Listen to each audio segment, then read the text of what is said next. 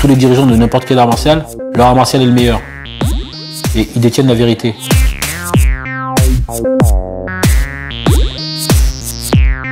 Et le MMA justement, ça a prouvé, ça a montré ça, qu'il n'y a pas de vérité, que pour être le combattant le plus fort, il faut être compétent dans toutes ces disciplines justement. Avec le recul, en prenant de l'âge et de la maturité, je me rends compte que l'UFC tel qu'il était pratiqué il y a presque 15 ans en arrière, c'était pas possible.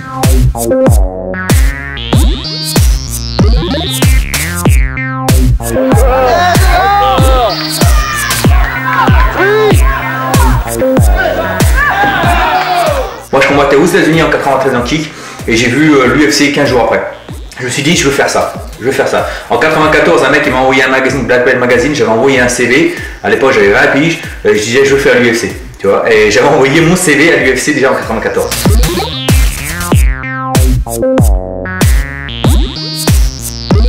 Televised mixed martial arts started in 1993 with the Ultimate Fighting Championship in the United States. And then it was style versus style. Now it is no longer style versus style. It is man versus man. You have to know all the styles. C'est pas tant les règles qui faisaient qu'il y avait des combats aussi sanglants. C'est le niveau de la différence de niveau. Le but c'était pas de se faire opposer de deux personnes de même niveau. C'était faire opposer deux personnes de sports différents. On s'en foutait de savoir le niveau. Le but c'était de savoir qui était le plus fort. Et je peux comprendre que ces images-là soient violentes. Et elles sont violentes, il n'y a aucun doute là-dessus. Parce qu'il n'y a aucun bagage technique, il y a rien du tout. Il y a un homme qui se fait complètement dominer, qui ne sait pas se défendre, en plus de ça. Donc c'est de la boucherie. Là justement, ça se voulait complètement ouvert. Donc l'arbitre était vraiment là, on sentait l'arbitre là pour éviter qu'il y ait un meurtre, quoi. C'est un peu fort, mais c'était carrément ça. Ce qui a été hyper impressionnant à ce moment-là, c'est que on arrivait avec une technique qui était le jiu-jitsu brésilien, qui était des techniques de sol, que du sol, que personne ne connaissait. À part vraiment les initiés, personne ne connaissait. Personne ne pouvait imaginer que le fait de travailler au sol, c'était quelque chose d'efficace. Je crois que même les gens qui faisaient de la boxe, ça ne savaient même pas que ça pouvait exister, à mon avis. Et donc ça a été vraiment une révolution dans les arts martiaux. Pour moi, c'est un truc que je voulais faire parce que c'était une discipline ouverte où tu pouvais utiliser plusieurs techniques et j'étais plus excité par la compétition elle-même qu'autre chose, j'étais pas fan. C'est un des tournants du MMA, le fait qu'on puisse avoir plusieurs catégories. À la base, le MMA, c'était du open weight, du toute catégorie, ce qui était impensable, puisque on avait de très bons techniciens légers et de très gros bourrins poids lourds. Donc à la fin, on avait le choix, on avait quasiment à chaque fois une finale, bourrin contre technicien. Et au bout d'un moment, les bourrins ont commencé à devenir un peu plus techniques. Et on a vu que le open weight ne pouvait pas durer, puisque quoi qu'il arrive, quand un bourrin est aussi technique, un poids léger ne peut pas rivaliser. Les tournois d'arts martiaux, ça a toujours été dans l'air du temps. On peut regarder les plus vieux films d'arts martiaux, c'est des challenges entre école contre école ou style contre style, Opération Dragon, toutes ces choses-là, ça a toujours été. Celui qui a aidé à la production de l'UFC, c'est aussi celui qui avait fait Conan le Barbare, donc tout de suite, les gladiateurs, etc. C'était pour faire du show, justement, pour montrer des combats, du sang à la télévision, et ça marchait, ça faisait de l'argent, mais le sport n'a plus rien à voir. Maintenant, c'est un sport. Ça, c'est du spectacle. Plus de 10 ans après, maintenant, 15 ans, c'est du sport.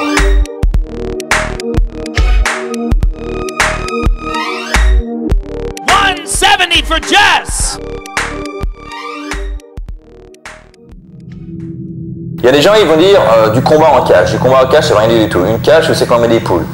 C'est ce qu'on appelle un octogone. Donc c'est pas un ring, c'est un octogonal. Lorsque les combats au début se faisaient sur des rings, lorsqu'on vient avec des projections, on peut passer à travers les cordes, tomber en dehors du ring, donc ce qui peut être dangereux. Et donc du coup la cage, elle n'est pas là pour seulement le show, le spectacle, etc. mais surtout pour préserver l'intégrité des combattants.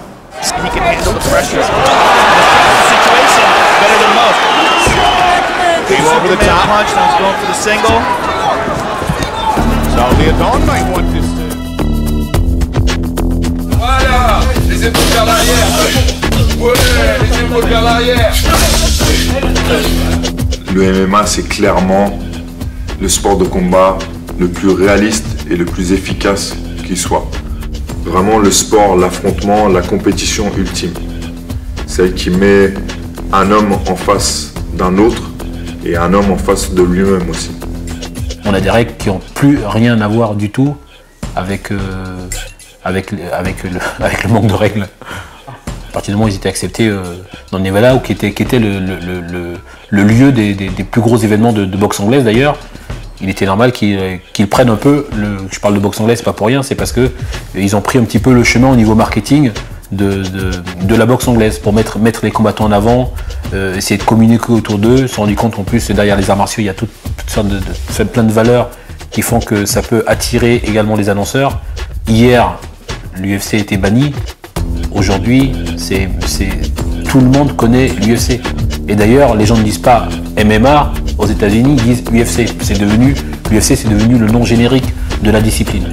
En fait, lorsque je suis rentré dans le combat libre au début en Angleterre, pour moi, c'était plus un challenge personnel qu'autre chose. Donc, je ne recherchais pas la carrière. Faire l'UFC, ça me faisait rêver parce que c'est ce que j'avais voulu faire depuis 1994. Mais bon, je me suis jamais dit, je vais pouvoir le faire parce que c'est le top du top.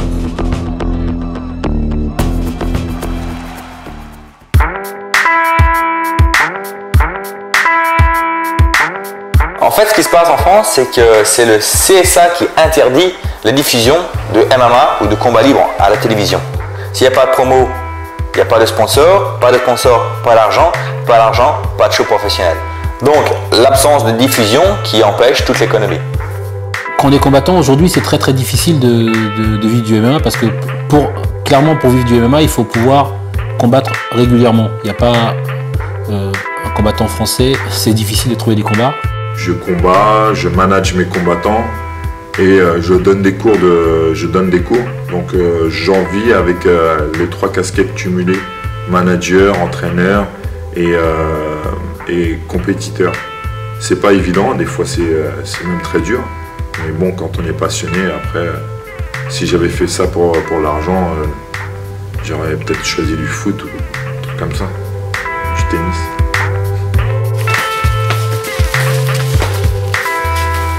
On est parmi les meilleures nations dans les sports de combat. on a un socle de formation dans les sports de combat qui est très très fort et très très rigide. Ce qui fait que les gens qui vont sortir par exemple en MMA, c'est des gens qui ont bénéficié justement de toute l'infrastructure et de tout ce patrimoine français dans les arts martiaux, dans les sports de combat et dans les entraîneurs qui sont d'excellent niveau pour former justement ces combattants.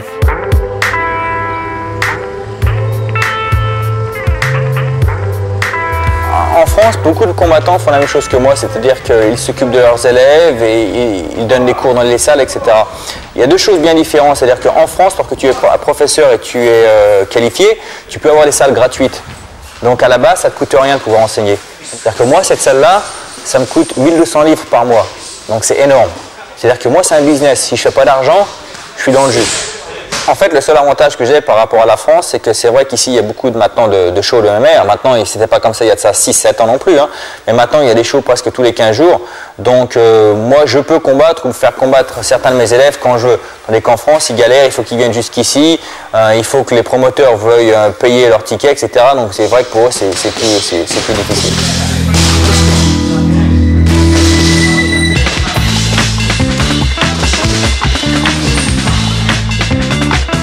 Donc tôt ou tard, il y a une réalité qui va arriver, c'est que les États-Unis, le Japon, enfin tous les autres pays sont en train de se faire un fric fou avec ce sport, parce que c'est clairement un des sports de l'avenir. C'est le sport de combat en tout cas de l'avenir. Et tôt ou tard, il y a une réalité financière qui va pousser certaines personnes à prendre certaines décisions. C'est pas avec 3000 € qu'on va vivre et si on combat tous les 2 mois, quoi. Donc il faut non seulement rentrer dans une grosse organisation et en plus faire ses preuves dans cette grosse organisation pour commencer à être un personnage incontournable, un des combattants incontournables de cette organisation, et pour pouvoir susciter assez d'intérêt pour qu'on veuille vous faire combattre régulièrement, attirer les sponsors et que la prime monte.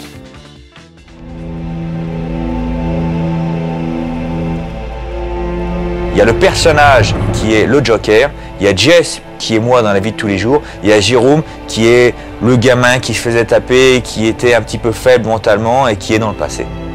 Mes parents, ils n'ont jamais eu trop d'argent, mais mon père et ma mère ont eu l'un des premiers magnétoscopes.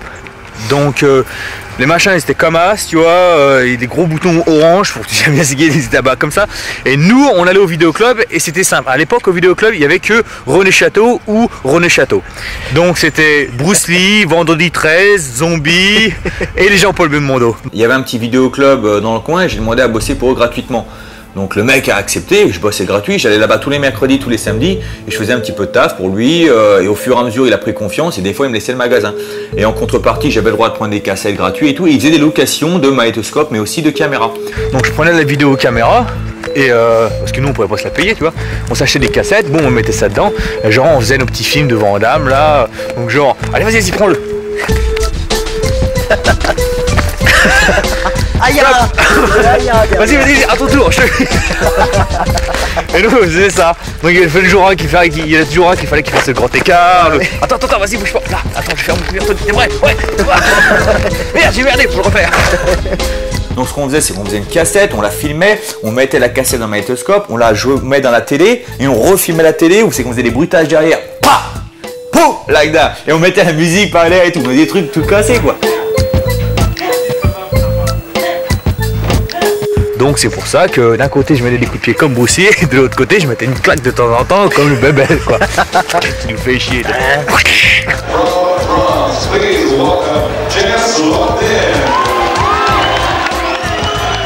J'ai une époque où si je rentrais sur le ring j'étais comme ça, tu sais, le mec, je voulais faire peur et tout. Plus maintenant. Comme mon dernier combat contre Ross Nelson, je regarde, je rentre, même quand je suis au début du combat, je regarde par terre. Quand ça fait ding ding, je suis parti et je fais mon boulot, c'est tout. Moi je suis un mec sympathique, je peux te combattre, je vais te serrer la main, je vais te pépère. Et j'ai toujours été bien avec Ross Nelson et tout ça. Mais bon pareil, c'est un mec costaud, super balèze et tout. Il a essayé de me mettre un petit coup de pression. Moi j'étais ici pépère, je rigolais, je voulais lui serrer la main et tout. J'étais là, tu me vois la Wayne et je le regarde. Et là genre il joue le bad boy. Donc je l'ai regardé pareil. J'ai changé. Mon visage il a fait pouf.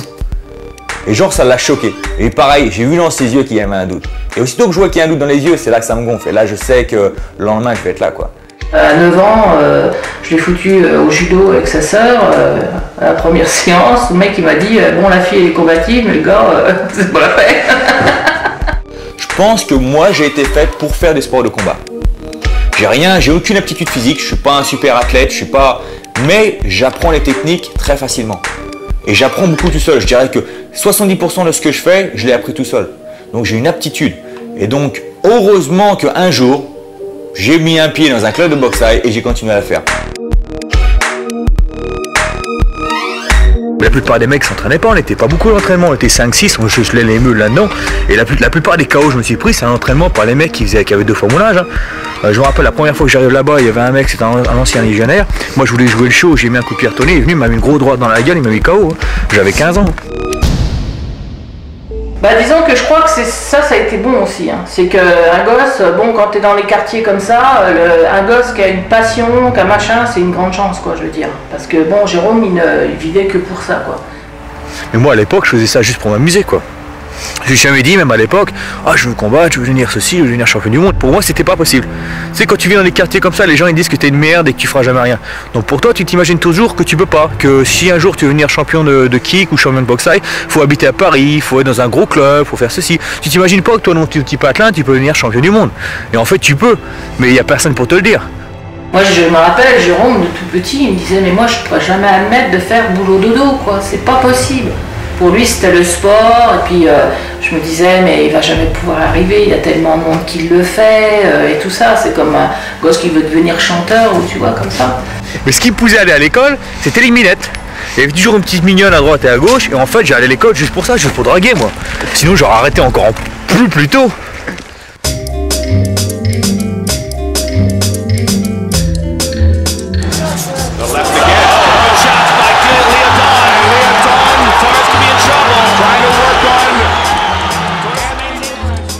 Quand quelqu'un me demande qu'est-ce que tu fais comme sport, alors dans ma tête je me dis, je regarde la tête de la personne, je me dis bon, je lui dis que je fais du MMA, je lui dis que je fais de la boxe thaï, du grappling, qu'est-ce que je lui dis?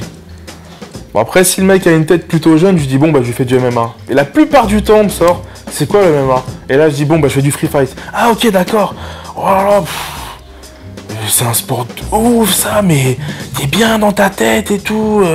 Ah tu fais ça, t'es un malade, ouais, j'entends vraiment ça quoi. Donc c'est clair que tout de suite on essaie de rassurer, et j'ai même des gens qui me connaissent et qui me tiennent ce discours quoi, des gens avec qui j'étais à l'INSEP, donc des athlètes de haut niveau dans d'autres disciplines. Pour eux je suis un malade, je suis un fou furieux quoi. Au début c'est marrant parce qu'on dit ouais c'est super, on me prend pour un ouf, on me prend pour un gladiateur, mais après t'as l'impression surtout qu'on me prend pour un con. On arrive avec des slams, on arrive avec des clés de bras, des étranglements, on arrive avec des coups de genoux sautés à la tête. C'est clair que un judoka de base, il nous voit arriver, il faut ah, qu'est-ce que c'est que ça? C'est des ouf. Sauf que c'est ça les vrais arts martiaux. C'est une grosse différence, c'est que l'MMA est devenu vraiment mainstream en Angleterre. C'est-à-dire que moi, sans me la raconter quoi que ce soit, il y a des gens qui me reconnaissent dans la rue. J'ai des 50 piges qui viennent me voir dans le métro, qui viennent me serrer la main. Oh, j'ai vu le combat de l'UFC.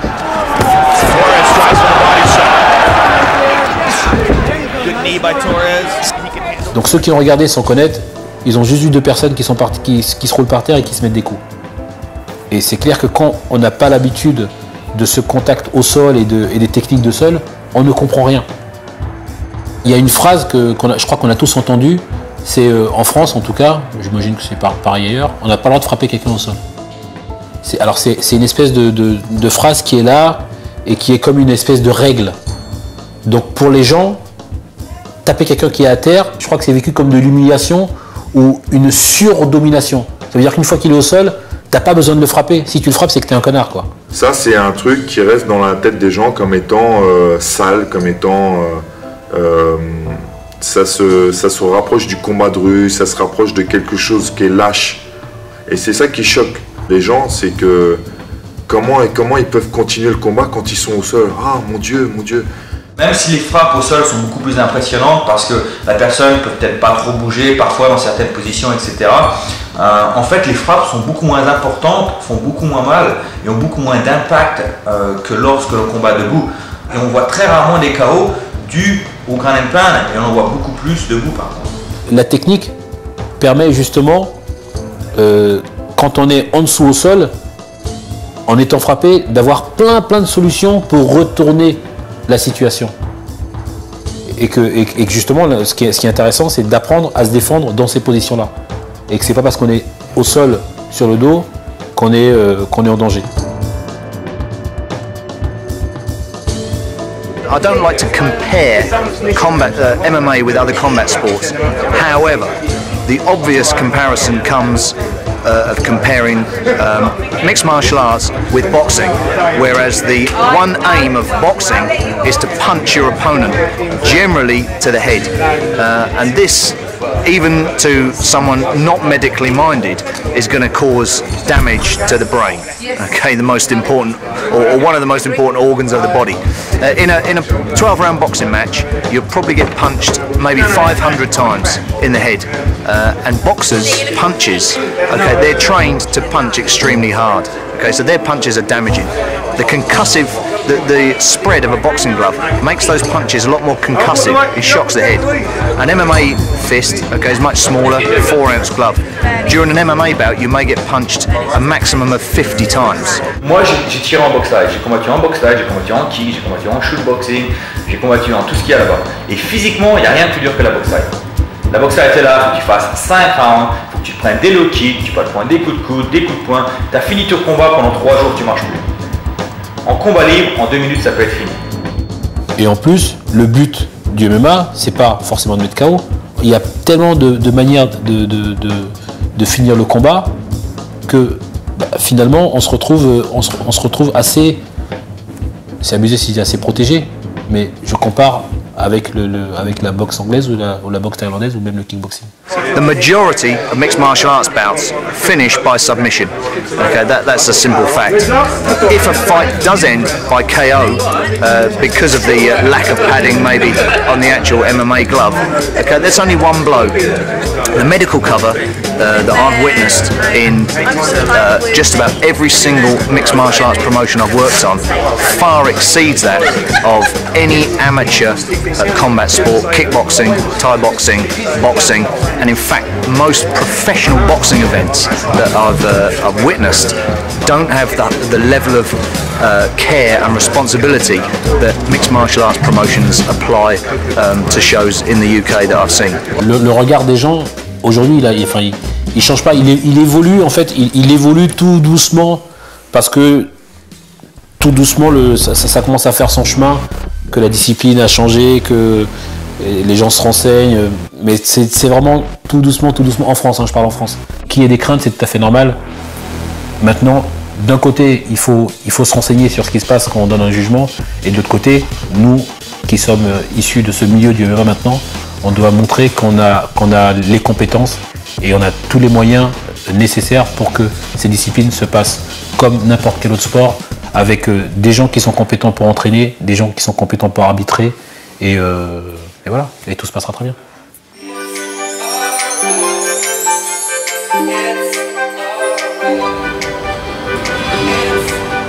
Moi, j'étais en Angleterre là, je voyais les pubs de Noël, des Pères Noël à la télé, etc. Ça me faisait aucun effet. Pour moi, c'était pas Noël. Pour la tranquillité de tous, vous êtes invités à passer vos appels téléphoniques depuis les plateformes.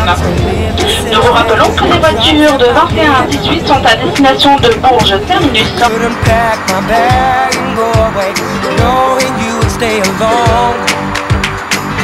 All I know is my hopes won't pass away, even if my freedom's gone. Oh, it's alright, if we stick together we'll be alright. Le seul Noël qu'il n'a pas passé à la maison, il m'a téléphoné des États-Unis, il m'a dit maman, jamais plus de ma vie je repasserai un Noël en dehors de la maison. Et c'est vrai que depuis, on a toujours fait Noël à la maison. Tous les ans, il faut que j'aille voir ma famille, faut que j'aille voir. C'est là que je me recharge, c'est là que il faut que j'aille voir ma famille pour Noël.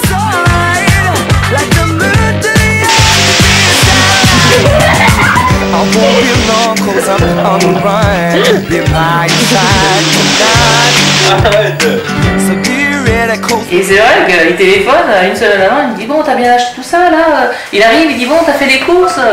Et là quand il commence à sentir que je fais la bouffe, là c'est bon ça va. Elle passe toujours toute sa journée dans la cuisine, elle fait la popote et tout ça. Et hop, on va faire un petit tour dans la cuisine, on va manger un petit truc qui traîne, on se prend une claque sur le coin de la gueule. Bah, arrête de manger ça, tu vas plus manger à la table et tout ça. Et c'est vraiment ça Noël, tu vois, c'est vraiment ces trucs là. Donc tous les ans, il faut qu'à Noël, j'aille à Bourges, aller voir ma mère. Merci Baboune. Moi je sais plus trop. Là-bas il y en a encore des gros là-haut là. Celui-là là. Ouais celui-là, ouais celui-là. Il y en a qui diront oh t'as eu un gosse à 15 ans, machin, c'est un accident. Moi ça m'horripile parce que franchement c'est un gosse que j'ai voulu quoi. Moi je voulais absolument un enfant. Non, j'ai pas pris le bon père, mais bon, ça je le savais pas à l'époque.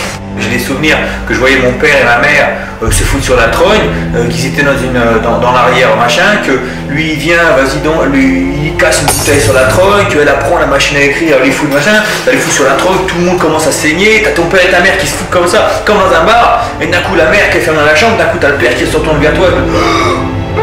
Dès qu'il est né, tu vois, il arrivait à la maison, il pleurait, à partir du moment lui où il voulait faire sa chose, tu vois, s'est levé, il a mis une claque à Jérôme, il avait 8 jours, je suis arrivé chez mes parents, elle en avait eu moi. Mon père il a pris le fusil, il a dit tu recommences, il dit je te tue. Moi je demandais qu'une chose, c'était que mon père il vienne et qu'il m'embrasse, tu vois, on partait à l'école. Ça aurait été un truc, tu vois, qui m'a fait plaisir, tu vois, un truc comme ça, tu vois. Ouais, c'est ça, mais... S'il était pas sous ses yeux, il arrivait à l'oublier, tu vois, mais si peu qu'il passe, tu sais, furtivement et tout, Jérôme, viens là. T'as pas tes chaussons là. Et allez, bam, je t'en fous une. Comme ça, juste. Mais bon, après, moi, je disais plus rien et tout. Puis après, t'as la peur, t'as machin, tu sais, tous les machins. Puis un jour, bah, t'en peux plus. Et puis, le coup qu'il raconte de la machine à écrire, bah, ça a été le dernier coup. J'ai dit là, on arrête parce que sinon, c'est pareil, on va s'entretuer. Hein. Et le pire, c'est qu'on habitait pendant 6 mois au foyer Saint-François, tu vois. On était avec des SDF, le machin, on aurait d'une prison, tu vois. On arrive là-dedans, le premier soir que j'arrive, on était dans une grande pièce comme ça, et ils nous ont fait des pâtes qu'ils n'avaient pas goûté, avec des cubes dedans, et des légumes qu'ils avaient récupérés des fins du marché. Et ils nous foutent ça, et t'as des SDF autour de toi et tout, et tu manges. Et après, tu rentres dans la chambre, il fait froid, il n'y a pas de télé, tout ça, on dirait une chambre de prison, tu vois. Et je me rappelle, ma mère, elle me regarde, elle fait, bon, on fait quoi, on rentre ou on reste? Et je fais... Non, on reste, parce qu'on s'en prenait trop dans la gueule, tu vois. Donc, et après, quand on est venu ici, bah, par rapport au foyer qu'on arrivait ici, c'était la classe. Pour moi, les quartiers, c'est des colonies de vacances, quoi. Tu galères, mais si tu te bouges le cul et que tu essaies de travailler, t'as des options. Avec là, t'as pas d'option. Tu rentrais, tu faisais défoncer à la maison, tu voyais ta mère se faire défoncer, tu vois, c'était rien à voir, quoi. Il faut qu'il y ait une crainte. Un enfant qui n'a pas de crainte, regarde, tu vois ce que ça donne à l'heure actuelle. Tu vois ce que ça donne? Non, moi, il n'y avait pas de père, mais je peux te dire que je servais des deux. Et le jour qu'on s'est séparés, quand j'avais 14 ans, quoi, c'est là que j'ai commencé à prendre du poil de la bête. C'est là que j'ai commencé. Et là, je suis devenu un petit peu l'homme de la famille. Et c'est là que, en fait, tu vois, c'est tout un petit peu ressorti, tu vois. Je me sentais un petit peu responsable de tout le monde, etc. Et c'est là que j'ai commencé à prendre la maturité et que je suis devenu un petit peu plus agressif, etc. Bah, peut-être parce qu'il a pris aussi des pêches étant petit, il n'a pas su les rendre et puis il savait pas comment qu'on pouvait rendre des pêches sans être agressif et qu'il y ait de la méchanceté. Mais moi, ce qui me faisait plus peur, c'était pas de me faire attraper, c'était pas les flics qui me faisaient peur, c'était les mecs qui voulaient me défoncer. Tout ce qui venait me faire, c'était ma mère. Il disait même chaud comme ça, me tue, moi. Et en fait, c'est là que j'habitais, moi. Le C, là. Et moi, j'habitais tout en haut, là. Le dernier bâtiment tout en haut. Dans cet HLM là, j'avais acheté un sac de frappe qu'il avait fallu mettre au plafond et tout, et quand je le voyais s'entraîner, ben c'est vrai, déjà là, je fermais la porte. J'ai 4 sœurs, donc j'ai grandi autour de beaucoup de femmes. Je pense ici ça serait pas arrivé, j'ai encore ces souvenirs de mon père, je serais peut-être un mec violent. Mais justement parce que j'ai grandi autour de beaucoup de femmes comme ça m'a changé aussi beaucoup d'état d'esprit.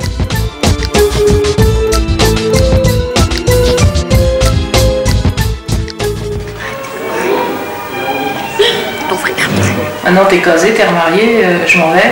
Et oui, t'en vas aux États-Unis. C'est pas la porte à côté quand même. Je pense que c'est un globe-trotter. Je pense que c'est pas parce qu'il n'y avait pas de MMA en France qu'il est parti à l'étranger. Je pense que c'est un aventurier. Les States, ça te fait rêver. T'as envie de partir aux États-Unis, t'as envie de partir à Los Angeles. Tu vois, aller sur la beach, les palm trees, tu vois, les blondes et tout. T'as envie de partir là-bas, tu vois. Ce qui m'avait le plus impressionné, franchement, c'est quand t'as dit que je veux partir aux États-Unis. J'ai dit, mais tu connais un peu l'anglais? Tu m'as dit oui, yes and no. I must admit that your English is probably better than mine. Yeah, you know, yeah, I would say so. I mean, you don't speak English, you speak American. C'est quelqu'un que j'avais déjà qualifié de globe-trotteur du MMA, quoi, d'un mec qui fait le tour du monde pour s'améliorer, pour pratiquer le sport qu'il aime un peu partout, quoi.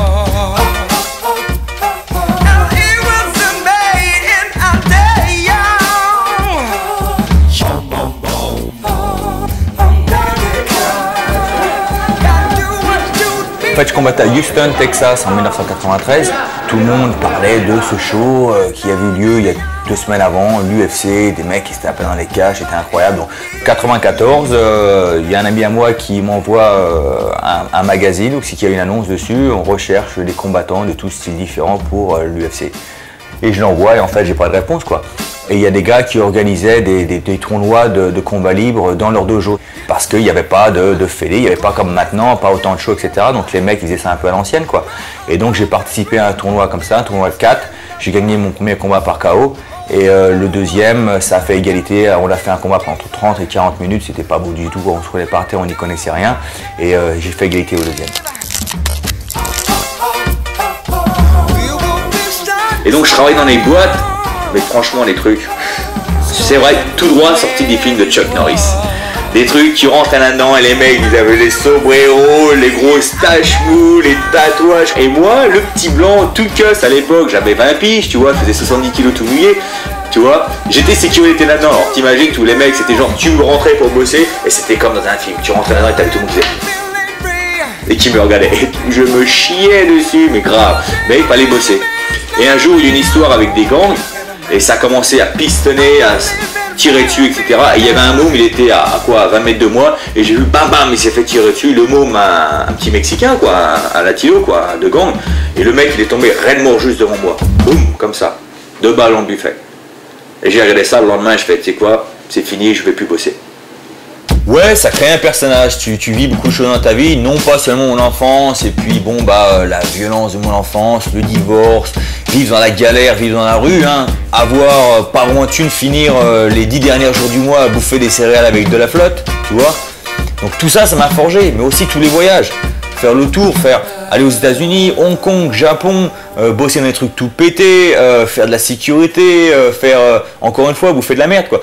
On est parti en Angleterre avec une petite équipe française et on a été surpris d'ailleurs de rencontrer un Français qui était déjà sur place. Mon premier combat professionnel, c'était impressionnant parce que c'était Moïse. Il fait 92 kilos et moi je faisais 85-86 kilos, quoi. Tout grâce au en plus. Donc c'était mon premier combat, etc. Il venait d'une équipe, tu vois, de mecs qui tenaient la route. Il avait Jean-Marie Merchet, il avait Cyril Diabaté dans son coin, etc. Moi c'était mon premier combat et lui il avait déjà combattu auparavant en Hollande. Donc psychologiquement, parce que c'était mon premier combat et pour ces raisons, j'étais vraiment impressionné. Ils ont fait un combat avec les moyens du bord, encore une fois, parce que le niveau technique 7 ans en arrière, c'est pas le même qu'on peut retrouver aujourd'hui dans les salles françaises.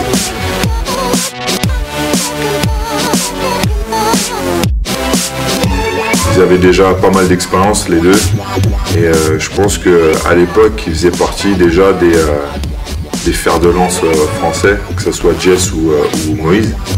I don't know if you know this, but Jez has been with us since Cage Rage 2, do you understand? Since right from the very beginning. A lot of these fighters just come in a few Cage Rages, but Jez has been with us right from the beginning, had a hard fight, never backed down from a fight. That's what makes a true fighter.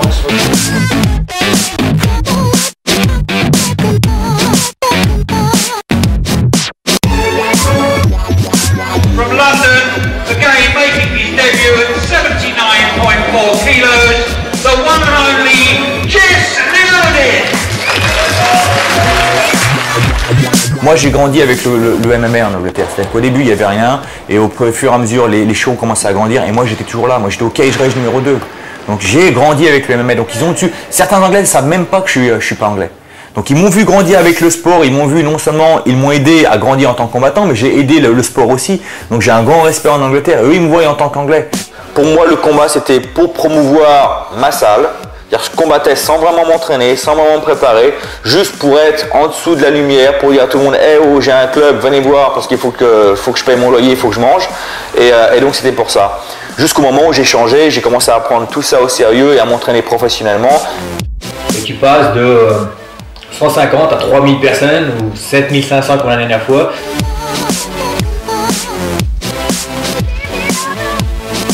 Tu viens, tu mets un petit high kick, t'as 7000 personnes qui font waouh.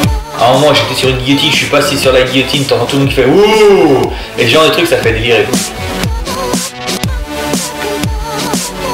2 years ago, if we had 700 people at an event, or call it 1,000 people at an event, that was a massive show, the biggest show in the country, 1,000 people.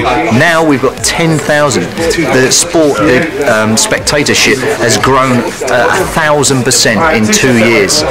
Its popularity, you walk down the road and mention Ultimate Fighting, and the majority of people now have heard about it, or know somebody who trains or fights somewhere.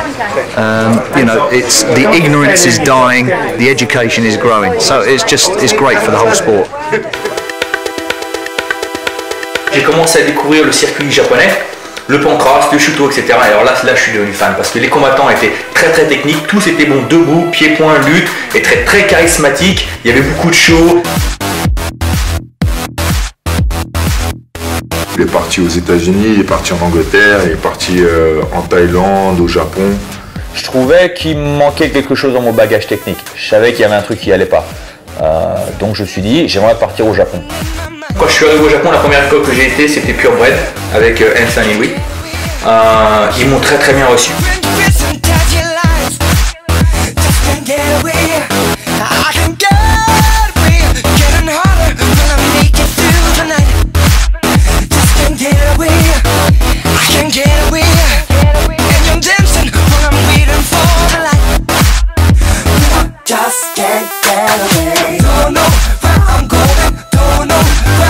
J'ai beaucoup appris techniquement au Japon, mais encore une fois, c'est les mêmes trucs. Tu arrives au Japon, tu apprends un rond, tu vis dans les guest house. J'habitais dans un machin, il y avait 20 personnes, on était 20.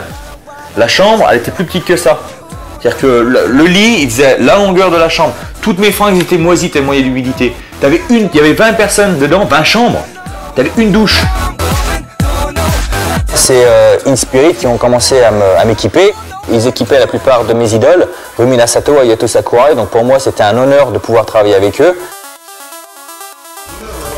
Le combattant qui sont intéressés par ma marque, c'est un truc qui m'a vraiment fait plaisir et qui m'a vraiment motivé à sponsoriser, à l'équiper.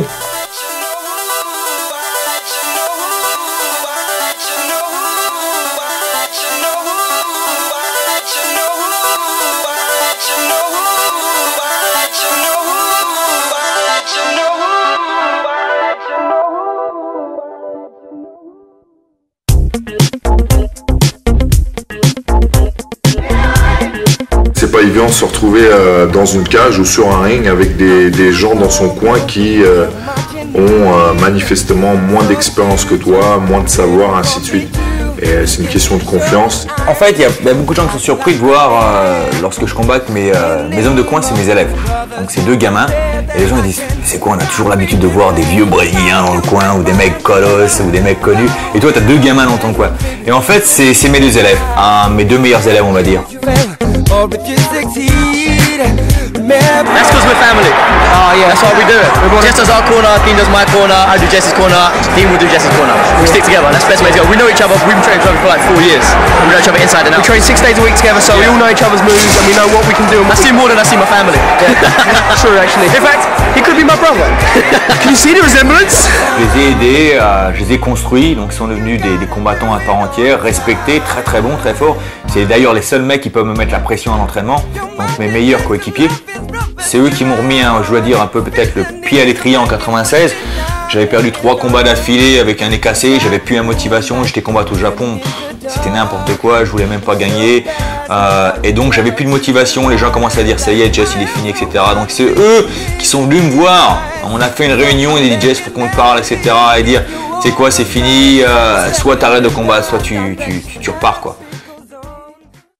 Des fois il y a de la malchance aussi dans ce métier. Bah maintenant c'est ça, hein, des fois tu as des coups de cul, des fois t'en as pas. C'est ça aussi le combat. En combat libre, il y a aussi un gros facteur de chance. Le pire du pire, c'est lorsque tu es crevé, que tu n'as plus de cardio, tu n'as plus de jus et que tu es dans une mauvaise position. Tu sais ce qu'il faut faire pour en sortir, mais tu n'as pas d'énergie pour le faire. Le mental, c'est la moitié du boulot. Tu peux être le meilleur du monde techniquement, si tu n'es pas prêt mentalement, si tu as peur, si tu n'es pas prêt à vraiment donner le meilleur toi-même, tu ne vas pas gagner un combat. Et je sais comment ça peut être déprimant lorsqu'on perd. Lorsqu'on a vraiment envie de gagner, les choses ne se passent pas bien pour nous et c'est vraiment dur. Quand tu combats vraiment des gars qui tiennent la route, tu sais qu'il va y avoir des hauts et des bas. Et parfois, dans le combat, c'est là que c'est le plus dur. C'est que tu te prends les coups, c'est que ça passe pas bien pour toi et tu te dis, tu sais quoi, j'ai envie de taper, de rentrer à la maison, j'ai plus envie d'être là. Et il faut vraiment passer ce moment et puis essayer de revenir au-dessus.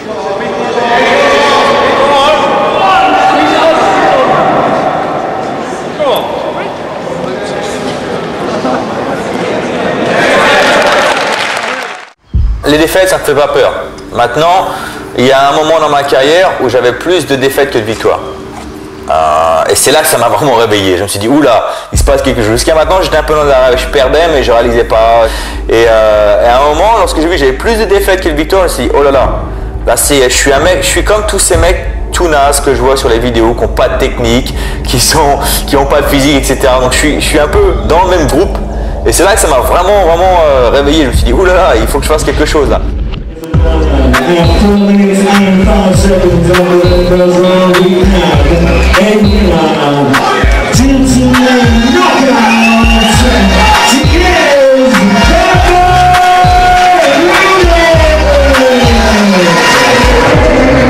Bon ben voilà, c'est fait. Tu sais, c'est maintenant plus facile quoi. Quand tu perds, c'est horrible, t'as envie de pleurer et tout. Et quand tu gagnes, c'est comme un orgasme. C'est pareil, tout s'échappe en fait. T'as eu toute la pression qui rentre à l'intérieur, et là toute la pression, boum, à part. C'est extraordinaire. I'm a young boy and I feel like I just can't tell. Il n'y a rien qui bat l'expérience en fait. Hein. Je suis meilleur professeur et meilleur combattant que je ne l'étais l'année dernière parce qu'on apprend toujours des techniques nouvelles, etc. Tu peux avoir des gens qui vont passer des diplômes de professeurs, qui vont avoir la théorie, mais qui vont pas vraiment avoir la pratique parce qu'ils n'ont peut-être pas fait de compétition ou ils n'ont peut-être pas une mentalité assez ouverte pour apprendre de nouvelles choses, etc.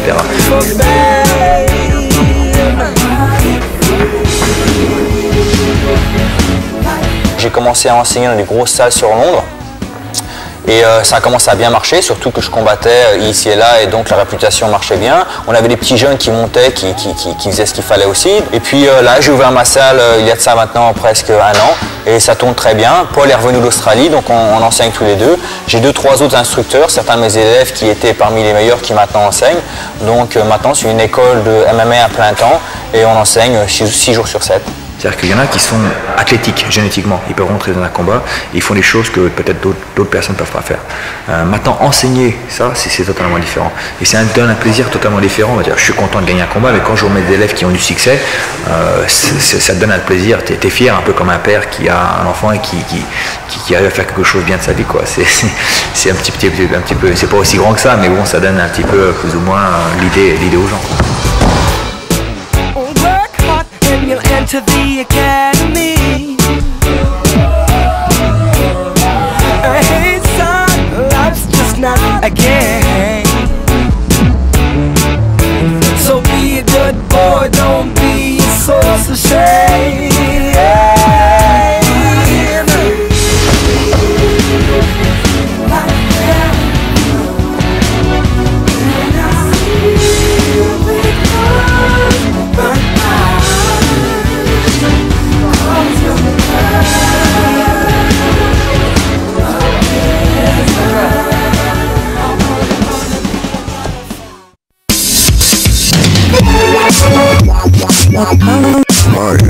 His opponent fighting out of the blue corner from London, fighting out of the London Shoot Fighting Gym, simply known as Jess Rowan. Good, Jess.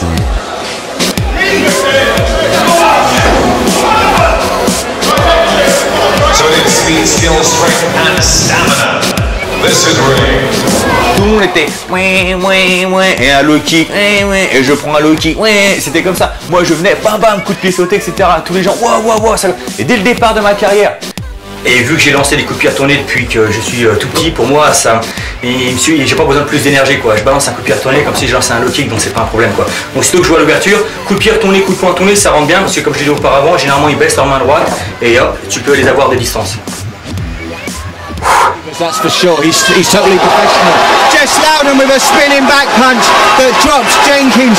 Absolutely fantastic back punch. Le MMA, c'est clair que c'est un sport spectacle et on ne peut pas se permettre en tant que combattant aujourd'hui d'arriver sur le ring, de mettre le mec KO et de repartir au vestiaire sans qu'il soit passé autre chose. Il faut faire quelque chose, il faut faire du spectacle. Comme ça, si je regarde mon combat, même si j'ai perdu, j'ai pas honte.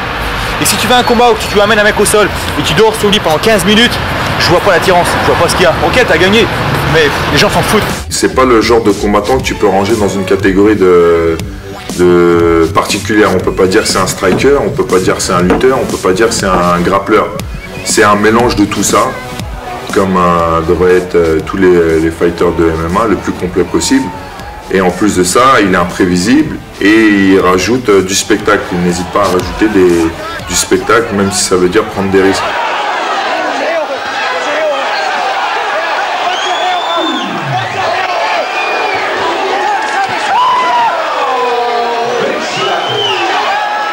After 2 minutes and 27 seconds of the opening round, a win by ankle lock goes to the Frenchman, Jess Loudon. Takes the European belt and still has energy for more. Je prends le téléphone, je regardais, production, machin, truc. Le 12, oui bonjour, j'aimerais avoir le numéro de téléphone de la production, machin truc. Hop, le numéro, je défais. Bonjour, production, machin truc, voilà, je m'appelle Patati, je voudrais faire une démonstration. Et les gens, je crois que c'est ma sincérité, imaginez que ça les choquait, genre. Tu vois, bon bah on vous rappelle, machin truc et tout. Et il me rappelait, bon bah ok, y a pas de problème. Et genre moi de mon patin, tout ça, 19 piges, je me trouve avec ma mère qui me conduise là-haut à Paris pour faire une démonstration au Disney Channel. Je me rappelle, il y a ma petite soeur Mélissa, avec quoi, 5-6 ans. Elle était avec moi comme ça, moi je te fais la petite démonstration avec mes loups de chaco et tout ça. Serre ton pied gauche. Serre tes cuisses, c'est bon.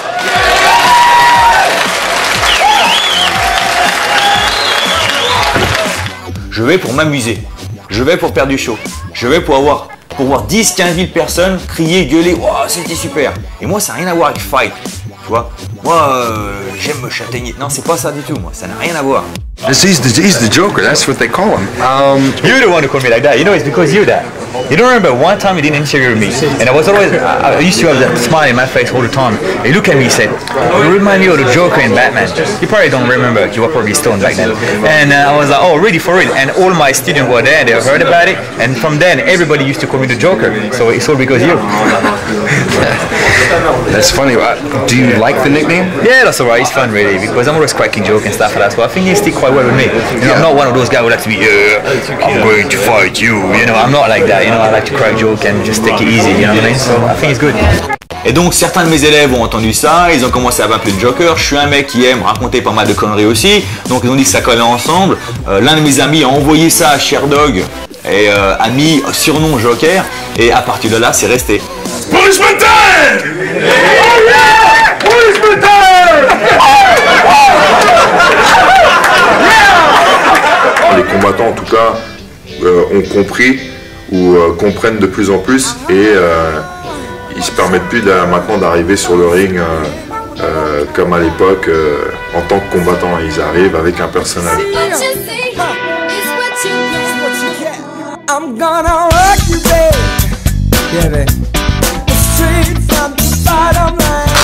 Je crois que ça fait mieux avec mes yeux. I'll tell you what, c'est bien. You do cross.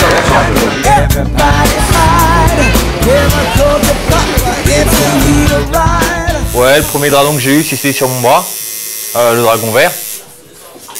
Je l'ai eu quand je te disais que j'avais 17 ans. Pareil, il y avait un mec dans mon quartier qui faisait des tatouages comme ça chez lui et tout ça. Et il faisait ça dans sa cuisine à l'époque, c'était pour s'entraîner et tout ça quoi. Donc les mecs ils allaient chez lui, se faire tatouer. Donc genre si tu l'attrapais après 5 heures, généralement il était défoncé, donc tu te retrouvais avec, tu demandais une tête de mort, tu te retrouvais avec un clown ou ce que tu voulais quoi, ça ressemblait à rien du tout. Et moi je voulais l'attraper de bonne heure, on avait rendez-vous à midi, il s'est pas pointé avant 3 heures, il était encore un peu près à jeun, et donc il m'a fait ça en 2 heures quoi.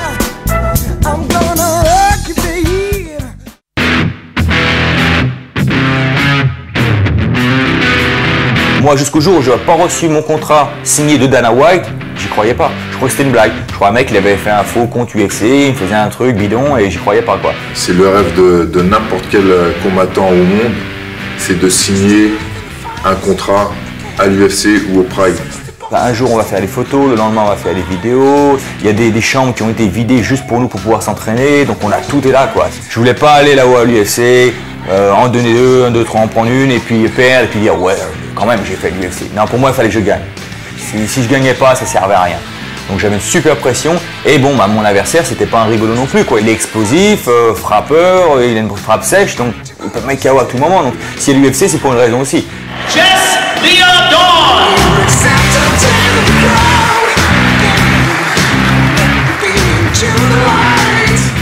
Il y avait du people en plus à la weigh-in, il y avait beaucoup de monde, je crois que vous avez dit qu'il y avait 2000 personnes. Donc aussitôt, bon, ils appellent tout le monde, tu rentres, t'as les gens qui applaudissent, etc. Donc déjà, t'es dedans, quoi. T'es dedans. Et donc, bon, j'arrive, Dana White qui me serre la main, j'avais même pas percuté quoi que c'était Dana White au début. Et aussitôt que la musique elle a commencé, aussitôt que les caméras sont venues sur moi, aussitôt que je suis rentré et j'ai vu tout le public gueuler et tout ça, tous les nerfs sont partis. J'étais pépère. Je me suis dit, ah, c'est bon, je suis à la maison. Et là, je rentre, hop, je viens sur la cage. Et en fait, bon, quand j'ai salué, je suis rentré sur la cage et j'ai embrassé le sol, c'est en fait ces 13 années d'attente qui enfin payent. Et pour moi aussi, la consécration de combat dans l'une, sinon la plus grosse organisation au monde. Et là, il y avait une énergie. Il y avait tout le monde qui gueulait, tout le monde qui voulait me taper dans la main, tout le monde qui était là. Et donc, toute cette énergie, elle gonfle la bloc. Fighting out of London, England, Jess the Joker Leon. Et lorsqu'il est venu vers moi, j'ai lancé un coup de genou sauté. Et à partir de là, il m'a attrapé la jambe, il m'a amené au sol.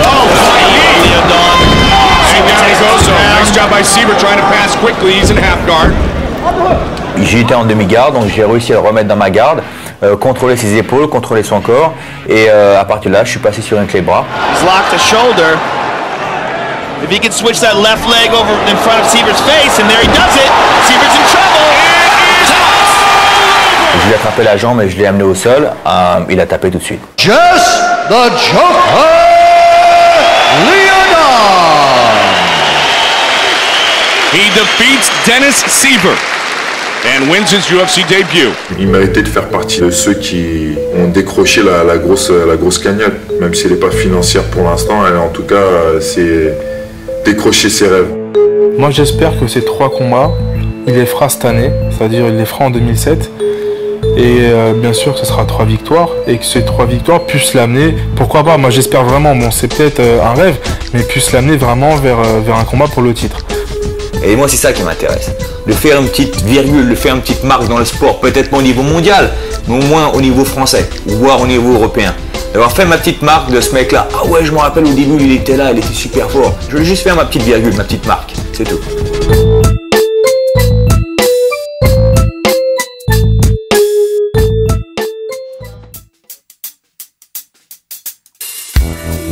Pour moi c'est l'UFC, j'allais faire l'UFC et finir ma carrière là-bas, et puis ça aurait été une petite touche finale, ça aurait été sympa. Et puis j'ai gagné, et puis j'ai continué, et je me suis entraîné à Team Quest, et les gars m'ont fait réaliser qu'en fait j'avais mon petit niveau, que je pouvais réaliser avec certains du top dans ma catégorie à l'UFC. Et j'ai pu le voir lorsque je m'entraînais avec des gars, voire même plus lourds que moi, mais reconnus mondialement, des gars qui avaient des ceintures à l'entraînement, et des fois je leur mettais un petit peu la pression. Lorsque je suis arrivé là-bas, en fait, on peut dire qu'ils m'ont détruit pour me reconstruire. C'est-à-dire que lorsque je suis arrivé là-bas, je pensais avoir un petit niveau que j'avais, et ils me l'ont dit, mais rien à voir avec bien sûr des Dan Anderson ou quoi que ce soit. Et donc ils m'ont balancé un peu dans tous les coins du gym comme un sac à patates. qui se passe, c'est qu'on fait 5 rounds de 5 minutes et toutes les minutes on change d'adversaire. Et quand face à nous, on a Matt Lignan qui nous balance dans tous les coins et la minute d'après, on a Dan Anderson qui nous amène au sol et qui nous ground and pound. Et la minute d'après, on a Mayhem Miller qui vous passe des étranglements dans tous les sens. Le deuxième round, t'es psychologiquement, t'as dit j'ai plus envie d'être là quoi. Heureusement pour moi, il y a Ryan Parsons qui est là-bas, qui est non seulement un très très bon préparateur physique, mais aussi psychologiquement qui nous aide énormément. Parce que pendant la préparation, tu te fais simplement détruire. Des fois, tu as l'impression que tu vaux rien du tout. C'est ton erreur. Tu penses plus avoir ta poitrine devant que tes hanches. Et tu le laisses contrôler tes mains. Quand tu lui dis, tu dois contrôler, tu vois, il contrôle mes mains. Tu dois contrôler les tiens. Dès qu'il ouvre, dès qu'il ouvre ses jambes, poitrine. Et toi, ce que tu fais. Et là, je suis plus Jess qui voulait finir sa carrière à l'UFC. Je suis un nouveau Jess qui est vraiment repris de la rage, tu vois, et qui veut arriver au top et qui veut battre les meilleurs.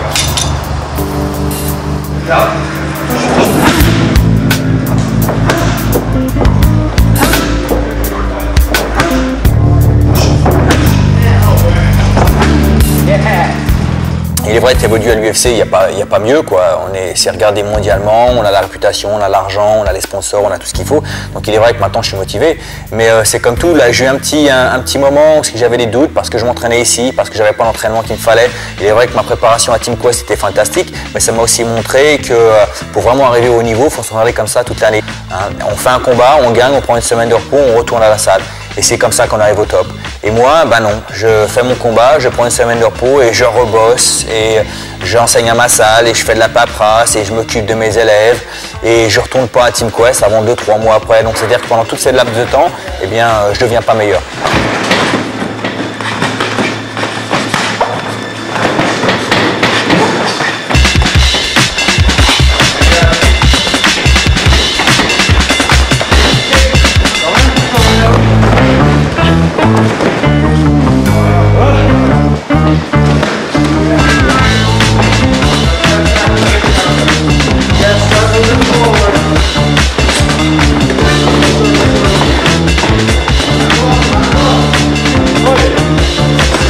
Passer plus de temps à Team Quest cette fois-ci.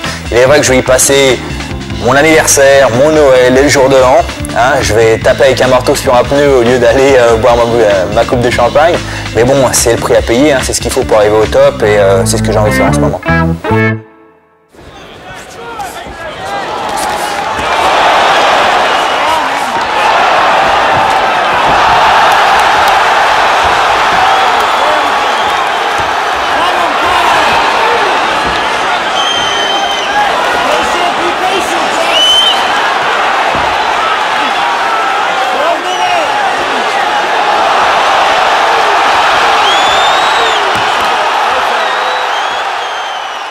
Just the Joker, Leonard.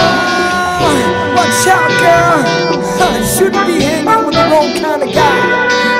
Hit my soul and you know why, cause you know what you see. What you see is what you get. It's what you get. I'm gonna rock you, babe. Yeah, babe.